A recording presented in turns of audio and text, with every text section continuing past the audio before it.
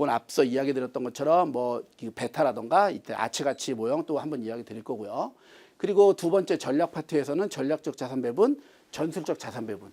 요 두 가지 자산 배분은 하나로 같이 가는 애다. 서로 독립된 애가 아니다. 독립적으로 떨어진 애가 보험 자산 배분이에요. 이 보험 자산 배분은 이 전술 전략이랑 완전 별개의 개념이에요. 그러니까 일반적인 모든 투자자는 전부 다 이 전술적 자산 배분과 전략적 자산 배분에 의해서 투자를 하는 거고요. 보험 자산 배분은 아주 특이한 애들만 하는 거예요. 실제로 우리 책에도 그렇게 문구가 딱 나와 있어요. 이상한 투자자가 하는 애예요.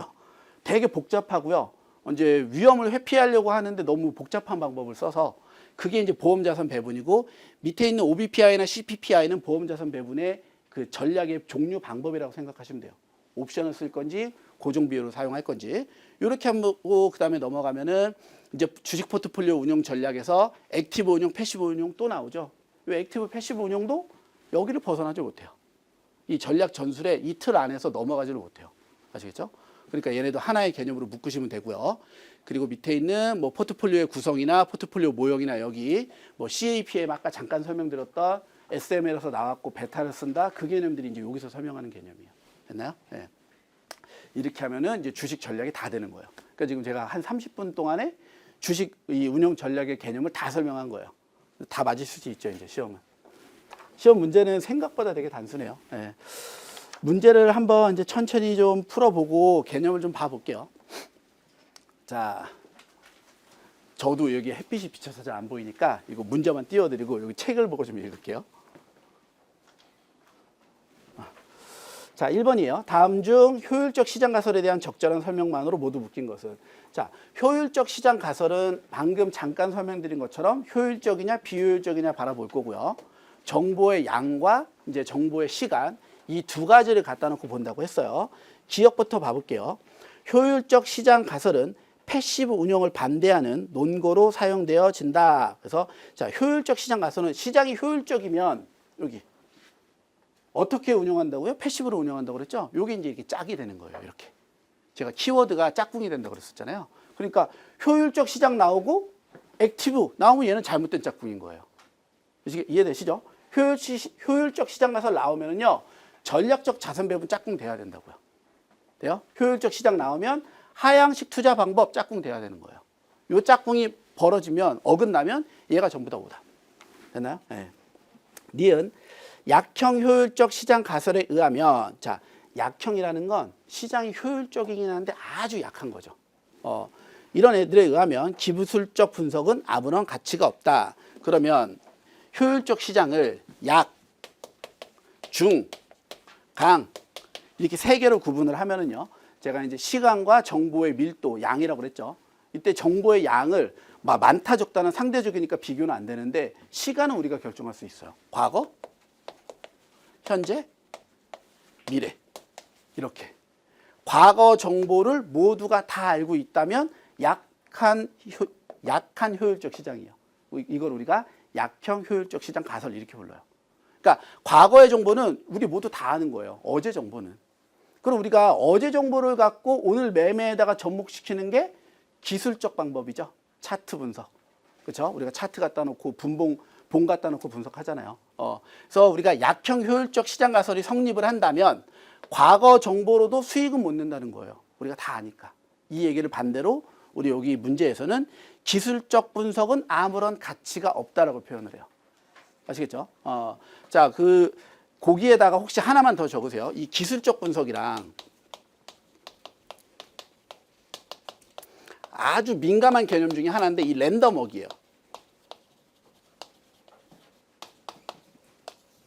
우리가 이제 랜덤워크 하면 이제 갈지자로 막 걷는 게 랜덤워크죠.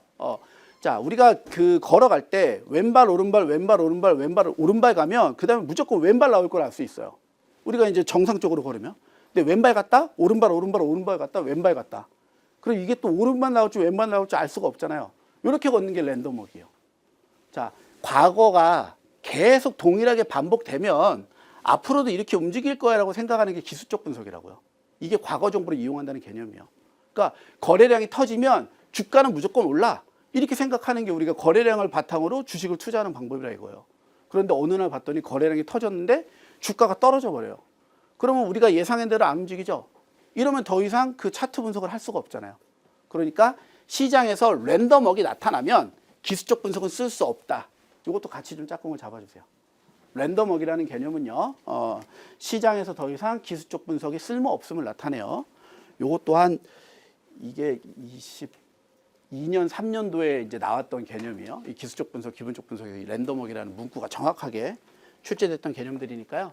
이 개념도 같이 좀 한번 봐주시면 될 것 같아요. 자, 계속 이제 디귿이에요. 중강형 효율적 시장 가설에 의하면 어떤 형태의 액티브 운용도 시도할 필요가 없다. 자, 준강형은 현재 정보만 쓸모가 없으니까 내가 미공개 정보, 미래 정보, 아무도 모르는 정보 나만 알고 있으면 시장에서 초과 수익 낼 수 있죠. 그러니까 그럴 때는 액티브 운용해도 상관없죠. 그렇죠? 시장이 완전 효율적이면 액티브 운용하면 안 돼요. 완전 효율적이면. 모두 정보를 다 아니까. 하지만 완전 효율적이 아니라면 액티브 운용으로 여전히 초과 수익을 낼 수 있는 기회는 살아있는 거예요. 그래서 디귿도 잘못됐네요. 자, 리을 강형 효율적 시장 가설에 의하면 기업에 대해 알려진 정보는 주식 분석에 도움이 되지 않는다. 그렇죠? 그 어떤 정보도 도움이 될 수가 없겠죠. 이렇게 해서 정답이 4번으로 연결되는 개념들. 그래서 효율적 시장 가설에 대한 개념과 이제 액티브 운용, 패시브 운용이 조금 연결된 개념들인데요. 그 문제가 지금 우리가 푸는 문제는 실제 시험 문제보다는 약간 더 까다로워요. 문제는 이거보다 훨씬 더 단순해질 건데, 근데 이제 어떤 개념에서 결합돼서 나올지 모르니까 전부 다 바라본다라고 생각하시면 될 것 같아요. 예. 자, 그다음에 이제 2번 문제. 너 봐볼게요. 효율적 시장 가설에 대한 설명으로 가장 거리가 먼 것을 고르시오. 1. 약형 효율적 시장 가설을 신뢰하는 경우 주가의 공개 가능성 있는 정보가 반영되어 있다고 본다. 자, 공개 가능한 정보는요, 약형이 아니라 현재 정보니까 중강형 시장이 되겠죠. 그래서 약형 효율적 시장 가설이 신뢰하면 과거 정보가 반영되어져 있다. 이렇게 정리돼야 되겠죠. 그래서 시점과 시장이 계속 일치돼야 돼요. 그래서 1번이 바로 오답이 됐네요. 2번. 약형 효율적 시장 가설에 의하면 기술적 분석은 아무런 가치가 없다. 우리가 배운 그대로. 3번. 준강형 효율적 시장 가설에 의하면 공개된 정보로부터 이익을 얻는 게 불가능하다. 그렇죠? 공개된 정보가 현재 정보니까 이 정보는 모두가 다 알고 있다. 그래서 이 시장은 이 정보를 알아. 그러니까 이걸 모르는 게 아니에요. 이제 요거를 다른 말로 정리하면 약형 효율적 시장이잖아요. 시장이 현재 약형이라면 공개된 정보를 통해서 초과 수익을 낼 수 있는 거예요. 과거 정보만 알고 현재 정보를 모르니까 여기에서는. 이해되시죠? 준강형 시장이면은요, 현재 정보까지는 다 알지만 미공개 정보 모르잖아요. 미공개 정보로 수익을 낼 수 있다고요. 하지만 강형 시장이면 미공개 정보까지 전부 다 아니까 어떠한 경우에도 초과 수익을 못 내는 거예요. 매매를 통해서는. 그래서 요 연결하고 다음 단계 정보가 들어오면 수익을 낼 수 있다까지 가치도 좀 이해해 두시면 될 것 같아요. 말이 어려워서 그러지 개념은 어려운 개념이 아니니까 천천히 한번 생각해 보시면 좀 더 수월할 거라고 생각해요. 예, 그래서 4번 방금 이야기 드린 것처럼 강형 효율적 시장 가설이 성립한다면 그 어떤 정보도 수익을 내는데 도움이 안 된다는 거예요. 하지만 준강형 시장에서는 미공개 정보는 수익을 낼 수 있다. 이렇게까지도 하나 더 잡아주시면 되겠습니다. 네. 그리고 이제 그 방금 전에 설명드렸던 내용들인 건데 요거 제가 이쪽에 가서 요거 조금 보면서 이야기 살짝 드릴게요. 자, 주식 투자 운용이고요. 여기 이제 나오죠. 주식은 수익률이 높고 위험이 큰 자산이다. 그래서 비중을 얼만큼 유지하고 포트폴리오를 어떻게 관리하느냐가 되게 중요하다. 지금 보면 여기도 개념이 두 가지로 나누어져 있죠.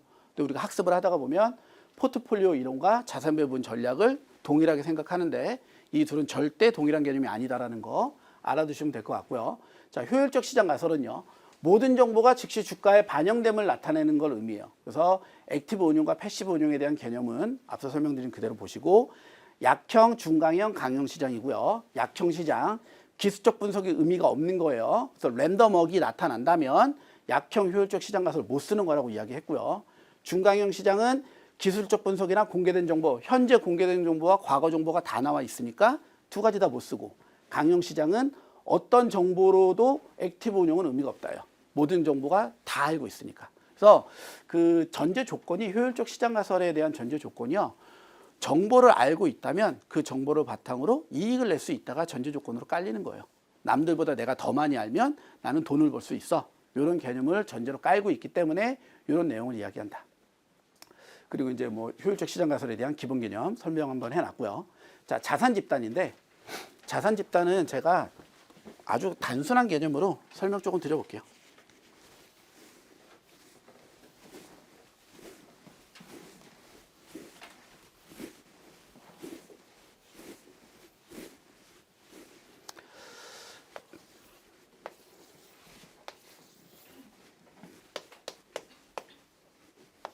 이게 말 그대로 자산 집단이에요. 이제 이 안에 이 공이 들어있다고 생각하시면 돼요.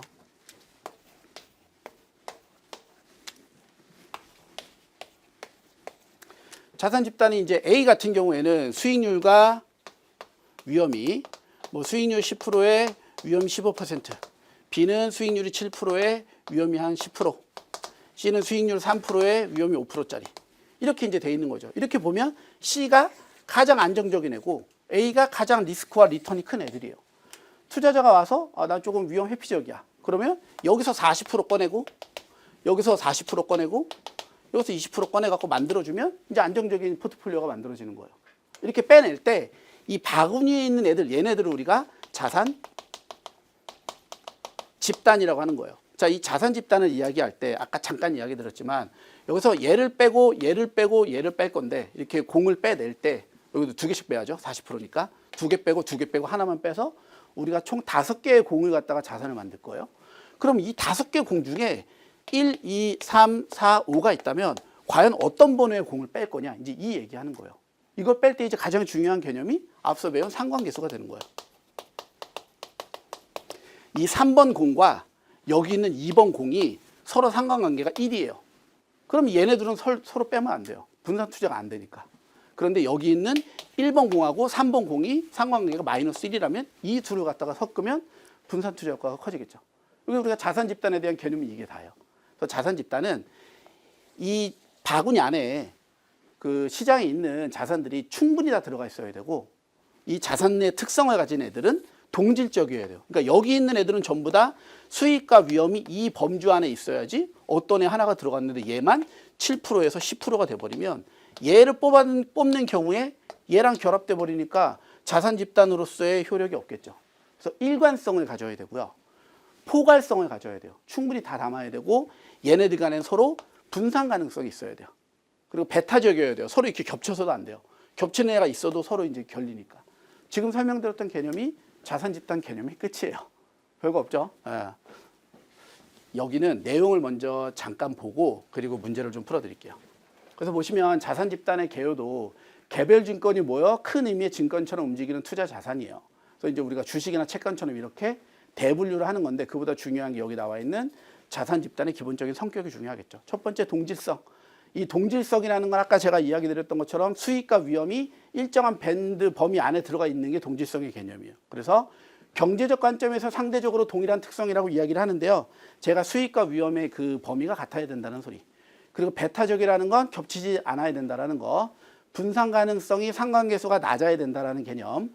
포괄성은 자산을 전부 다 갖고 있어야 된다. 충분성도 규모의 수가 충분해야 된다. 이렇게 5가지가 자산 집단의 성격이 되겠죠. 그렇죠? 개념을 이렇게 보면 저 바구니만 놓고 천천히 생각하면은요. 개념을 특히 외울 필요는 없을 것 같아요. 근데 가끔 보면 포괄성과 충분성을 가끔씩 혼동하시는 분들이 있는데 포괄성은요. 자산을 많이 갖고 있는 게 포괄성인 거고요. 충분성은요. 투자할 대상의 규모의 수가 충분해야 돼요.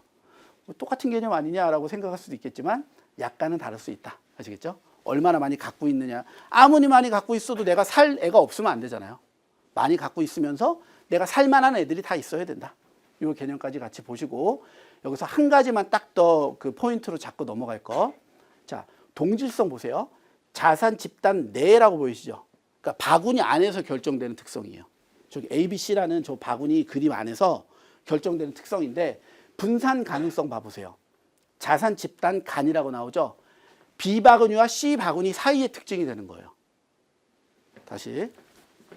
동질성이라는 건 여기 있는 이 연두색 공 5개 얘네들이 가져야 될 특성인 거고 분산 가능성은 이 바구니와 요 바구니 사이의 특징이 된다고. 그걸 자산 집단 내라고 표현하고 자산 집단 간이라고 표현을 해요. 요 조사 하나를 바꿔갖고도 오답이 나온 적이 있으니까 이것도 좀 같이 보세요. 그래서 개념을 보실 때 여기 충분성도 자산 집단 내라고 우리가 보통 이야기를 하고요. 포괄성은 자산 집단, 저 ABC 전체를 다 묶어내는 개념이고요. 됐나요?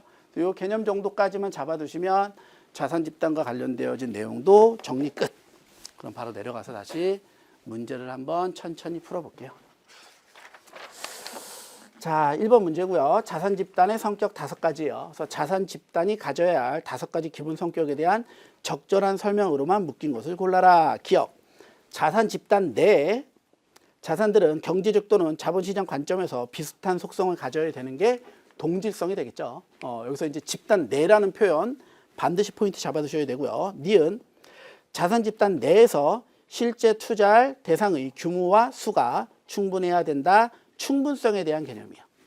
그리고 디귿 자산 집단 간 나쁘지 않았는데 상관관계가 높게 나오는 게 아니라 낮게 나와야 되죠. 이게 분산 가능성이 되는 거고요. 그래서 디귿만 틀리고 기역, 니은 정답. 이런 식으로 연결하는 문제, 그 기역, 니은, 디귿 가나다에서 짝짓기 하는 문제들 있죠. 줄 그어서 올바르게 연결하는 문제. 그리고 하나하나를 그냥 보기 1, 2, 3, 4, 5에 넣어서 만들어내는 문제. 그래서 보통 보기 1, 2, 3, 4, 5에서 나오는 문제나 이렇게 올바른 거 고르는 문제들이요. 저렇게 용어들이 바뀌어요. 상관계수가 낮아야 된다, 높아야 된다.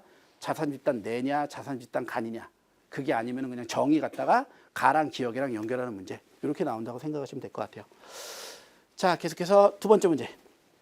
자산 집단이 가져야 될 5가지 기본적 성격에 대한 설명으로 가장 거리가 먼 것을 골라라. 1번. 자산 집단 내에 자산들의 경제적 또는 자본적 관점에서 속성이 비슷해야 되고요. 두 번째, 자산 집단 간 서로 겹치는 부분이 없어야죠. 배타성이에요, 요거. 아까 이제 위에서는 안 나왔던 개념이니까. 3번, 자산 집단 간 상승계수는 높아야 된다. 항상 이제 이런 게 많이 나오니까 문구로 나오겠죠. 3번이 오답 되겠습니다. 개념은 뭐 별 개념이 없어서 간단하게만 이렇게 볼게요. 그리고 이제 그 다음에 우리 자산 집단 기대 수익률 추정 방식인데 얘는 그냥 제가 하나하나 여기 띄워드리고 간단하게만 설명드리고 가볼게요. 자, 자산 집단에서의 기대 수익률을 추정하겠다라는 건 저 자산 집단 애들의 기대 수익률을 어떻게 그 카테고리화 할 거냐 이건데, 이건 자산 집단의 기대 수익률 추정뿐만이 아니라 펀드든 뭐든 대부분 다 기대 수익률 추정 방법은 얘가 다 공통이에요. 그러니까 뭐든지 기대 수익률을 추정하겠다 그러면 요 용어들이 계속 비슷하게 나온다고 생각하시면 돼요. 첫 번째가 추세 분석법이에요. 추세 분석은 이제 과거의 흐름이 계속 어떻게 이어질 거냐 보겠다는 거죠. 기술적 분석의 관점으로 접근하시면 될 것 같아요. 과거에 있었던 차트의 그래프가 그대로 이어진다. 이제 사이클링에 대한 개념. 여기 나와 있는 이제 시나리오 분석법은요, 여러 가지 상황을 가정하는 거예요. 예를 들면 지금 2025년 현재 상황에서 만약에 미국이 금리를 갑자기 많이 내린다. 0.5가 아니라 1포인트씩 내린다. 그럼 시장이 어떻게 움직일까? 이런 여러 가지 시나리오를 가정해서 국내 시장에 미치는 영향을 추정하는 방식이 시나리오 분석법이다 생각하시면 될 것 같아요. 그리고 근본적 분석법 보이시죠? 요 근본적에만 동그라미 치시고요. 근본적 요 단어가 나오면 무조건 계산하라는 소리예요. CAPM이라든가 뭐 그 배당 할인 모형이라든가 현금 흐름 방법이라든가 이렇게 계산해서 어떤 수익률을 추정하는 방법이 근본적 분석 방법이에요. 아시겠죠? 근본적이 나오면 무조건 계산하라는 소리다. 그리고 시장 공통 예측치는 시장에서 어떻게 생각하는지. 되게 단순한 얘기죠. 그리고 이제 위험 추정 방법에 가치 방법이 나오는데, 이 가치 방법은 원래 아예 언급을 안 했던 부분들인데 요즘에 가끔씩 나와요. 근데 이 가치는 아마 투혼사 끝나시고 나면 금융투자분석사나 재무위험관리사 자격을 고려하신다면은요, 가치 개념을 좀 알아두시는 게 좋겠죠. 이 가치는 회귀분석 방법이에요. 우리 회귀분석이라는 건 1차 방정식 생각하면 돼요. y는 ax 플러스 b 할 때 x 값이 어떻게 되냐에 따라서 y 값이 막 달라지잖아요. 이 1차 방정식. 그거를 여러 가지 변수를 넣어서 회귀분석으로 통계 프로그램을 돌려요. 그럼 이제 x와 y에 따른 a와 b 값이 나오거든요. 그 이제 그 a, b 값을 갖다가 놓고 얘네들이 과연 시장에서 얼마큼 차이가 날지. 그러니까 변동성의 위험을 추정하는 방식이 가치 방식이에요. 좀 개념이 어렵죠. 변동성이라는 것 자체가 위험인데 우리가 측정한 표준 편차가 얼마나 틀렸을까, 이걸 측정하는 게 가치라고 생각하시면 돼요. 보통은 표준 편차는 내가 예상했던 수익률이 얼마나 틀렸을지를 판단하는 게 표준 편차잖아요. 걔가 또 얼마나 틀렸을지를 생각하는 게 가치 방식이에요. 그러니까 위험을 측정하는 방식, 이렇게 생각하시면 조금 더 수월할 것 같아요. 그래서 이게 원래 논문 쓸 때 대학원에서 논문 쓸 때 쓰는 방식들인데 가장 최근에 나온 이론 방식이어서 협회에서도 이제 책에다 넣은 것 같아요. 그래서 개념 정도만 그렇게 알아두시면 될 것 같고요. 이제 정리해 놓은 거 잠깐 보면 추세 분석법, 장기 수익률을 분석해서 미래 수익률을 예측하는 기술적 분석하고 동일하겠죠. 시나리오 분석법, 경제 변수에 대한 여러 가지 시나리오를 구성해서 기대 수익을 추정하는 방식이에요. 그래서 이 시나리오 분석법 옆에다가 스트레스 테스트도 같이 적어주세요. 스트레스 검증법 들어보셨죠? 극한의 상황을 막 때려 넣어갖고 최악의 상황으로 흘러가면 어떻게 될까? 그 스트레스 검증법이 시나리오 분석법의 일종이에요. 아시겠죠? 그 다음에 근본적 분석법을 보면 회귀분석, CAPM, APT 이렇게 나와져 있죠. 얘네들이 우리 수식 계산하는 애들이에요. 그래서 계산으로 하는 애들, 과거의 자료를 바탕으로 미래에 대한 기대치를 추가하여 수익률을 추정한다라고 이야기를 하지만 결론적으로 근본적 분석법, 계산 수식으로 하는 애들이다. 그리고 시장 공통 예측치는 사람들이 어떤 생각을 갖고 있는지, 그리고 뭐 경기순환법들 나오는데 상관없고요. 자, 위험 추정 방법이요. 제가 이제 가치가 위험의 위험을 추정한다고 그랬잖아요. 그래서 얘는 위험 추정 방법이고, 이 표현 더 정교하게 추정할 수 있는 방법이에요. 위험까지 추정해서 변동성이 얼마나 틀렸을지를 감안하는 거니까. 이 정도까지만 우리가 체크해 두시면은 기대 수익률 추정 방법은 별 문제가 없을 것 같아요. 문제도 간단하게 빠르게만 풀어보고 넘어갈게요. 자, 1번이요. 보기 빈칸에 들어갈 내용으로 가장 적절한 것은 자산 배분 전략을 실행하기 위해 자산 집단의 기대 수익률 추정 방법 중 과거 시계열 자료 요거 딱 나오는 순간 우리는 뭐 생각해요? 추세 분석법 생각할 수 있다고요. 맞죠? 과거 자료니까. 그래서 정답 1번을 골라서 실수가 나와져요. 계속 볼게요.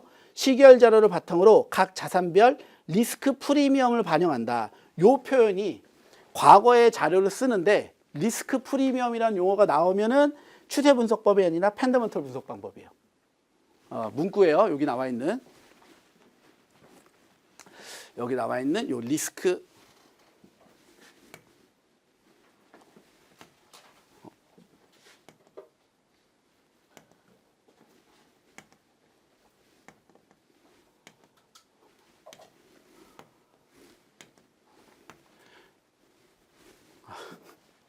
제가 이게 전자칠판을 잘 안 써버릇해가지고 너무 두꺼웠네요. 여기 나와 있는 요 리스크 프리미엄 요 문구가 딱 나오면은요, 이때는 펀더멘털 분석 방법을 우리가 체크를 해줘야 돼요. 아시겠죠? 네. 저희도 새로 산 전자칠판이라 잘 쓸 일이 없어요.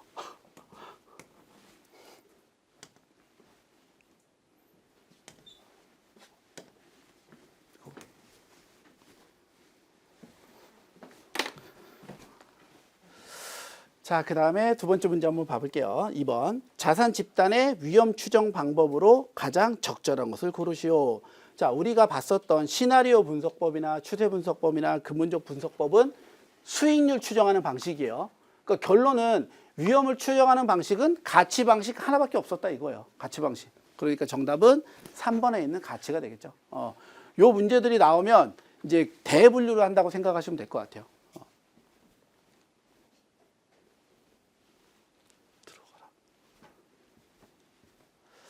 자, 그 다음에 3번. 보기 중 자산 배분 전략을 수행하기 위한 자산 집단의 기대 수익률을 추정하는 방법으로만 모두 묶인 것을 골라라. 얘도 마찬가지로 가치 방식은 위험을 추정하는 방식이니까 기억 디귿.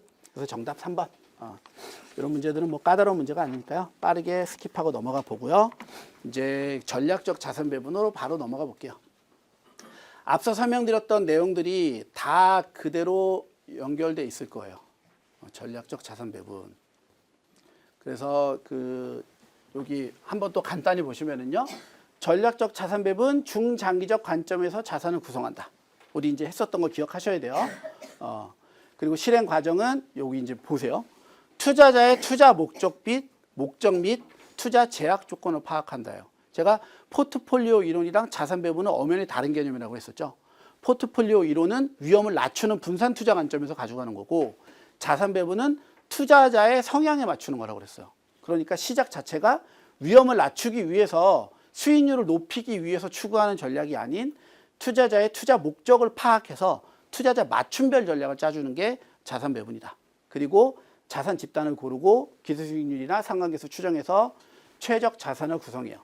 그래서 이론적 배경이 아까 포트폴리오 이론이라고 이야기를 했죠. 그 포트폴리오 이론의 베이스 효율적 투자 기회선이에요. 자, 여기 보면은요. 이 위에 실행 불가능한 전략이라고 딱 찍혀 있잖아요. 이건 왜 실행 불가능한 전략이라고 이야기를 하냐면 효율적 투자 기회선에 의하면 시장에 있는 모든 자산 중에 가장 좋은 애만 골라는 거예요. 그러니까 얘는 시장에 없다는 뜻인 거예요. 여기에 있는 자산은 존재하지 않는 자산이에요. 그러니까 여기는 실행할 수가 없겠죠. 근데 우리가 금융공학이 발전하면서 새로운 금융상품이 나왔는데 그 상품이 만약에 여기 있다. 그러면 효율적 투자 기회선이 움직여요. 아시겠죠? 제가 펜을 한 번 더 도전해 볼게요.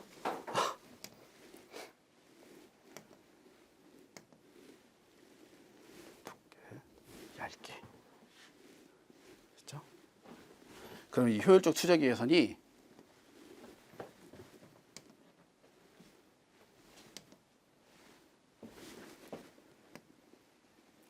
이렇게 위로 이렇게 올라가는 거예요. 얘가 이 선에 맞춰서. 만약에 여기 더 좋은 애가 생기면 이렇게 올라가요. 자, 어디로 올라가고 이렇게 그리지 말고 제가 조금 더 직관적으로 그려볼게요. 이런 식으로 그려야지 이제 이해하시기가 편해요. 자, 이렇게 지금 그려졌죠. 그럼 노란 선이 지금 어디로 올라가요? 좌 상향으로 움직이고 있죠. 왼쪽 위로. 그러니까 효율적 자산이 생길수록 효율적 투자 기회선은 좌상향으로 움직여요. 이 얘기를 다른 말로 하면 효율적 투자 기회선이 좌상향으로 갈수록 훨씬 더 좋은 효율적 투자 기회선이 되는 거예요. 좌상향으로 갈수록 이 효율적 투자 기회선이 훨씬 더 좋은 애가 돼요. 그러면 이게 왜 좋은지도 우리가 가만히 생각을 해보면요. 여기가 위험이고 여기가 기대 수익이죠. 위험이 동일해요. 우리가 지배 원리에 의하면 위험이 동일할 때 수익은 높을수록 좋다고 그랬죠. 그럼 여기가 A, 여기 찍힌 애가 B, 여기 찍힌 애가 C면 C가 제일 수익이 높을 거 아니에요. 제일 위에 있으니까. 맞죠? 그러니까 얘가 가장 좋은 애가 되는 거예요. 수익의 관점에서도 바라보면 얘네는 다가오지도 못해요. 위험이 끝도 없이 커져도 이 수익률을 추구할 수 없다고요. C가 얻어내는 수익을. 그러니까 효율적 투자 기회선이 좌상향으로 올라갈수록 이 효율적 투자 기회선은 매우 더 좋아진다. 이 개념까지도 같이 좀 잡아두시면 될 것 같아요. 자, 계속 이어서 그래서 여기 이제 여러 개의 효율적 포트폴리오를 만들어서 연속선을 만들었다. 그래서 이제 최적화 방법을 쓴다라는 건